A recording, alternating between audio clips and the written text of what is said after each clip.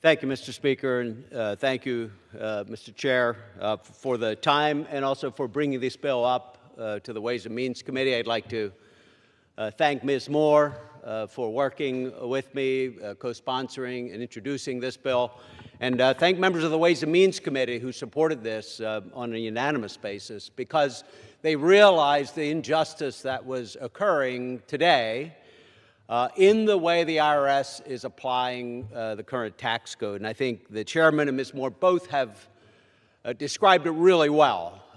But the core problem here is, first of all, we believe, or current law already says that any victim of physical abuse, any victim of sexual abuse that receives a settlement does not owe tax on that settlement, which makes complete sense. If you think of the trauma that these individuals have gone through, if you think of the work they're doing to rebuild their lives, the last thing we should be doing is taking a portion of that settlement that they so desperately need to rebuild their lives for tax purposes. So the law already says that settlement is not taxed. However, the way the IRS has applied this, they require a proof of observable physical harm, like bruises, cuts, or some other apparent evidence of damages to qualify for that settlement as tax-free. And as you can imagine, sexual violence doesn't always leave visible scars.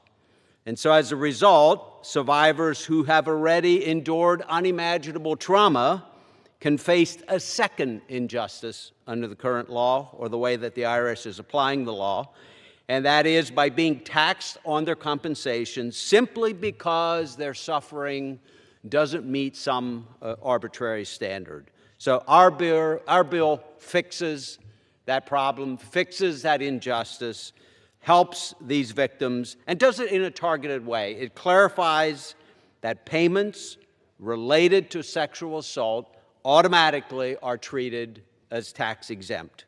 This ensures that survivors are treated fairly and they're treated consistently under the law.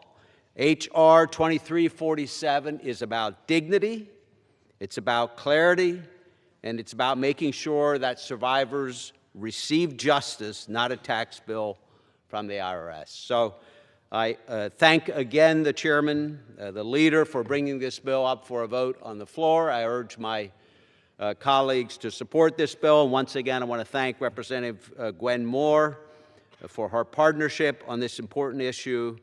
And with that, I thank you and I yield back. The gentleman